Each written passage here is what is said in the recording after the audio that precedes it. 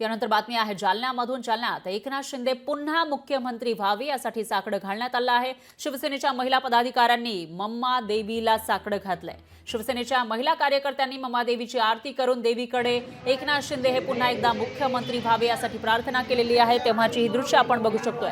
तर शिंदे मागील 2.5 वर्ष मुख्यमंत्री राहिलेले आहेत महायुती सरकारमध्ये, भाजप शिवसेनेच्या सरकारमध्ये, आणि आता जेव्हा प्रचंड बहुमत मिळालेलं आहे महायुतीला आणि त्याच्यामध्ये ही भाजप सगळ्यात मोठा पक्ष आहे, तरी सुद्धा शिंदेच मुख्यमंत्री राहावे यासाठी मागणी केली जाते। आणि जालन्यामध्ये या महिला शिवसैनिकांनी देवीला साकडं घातलं।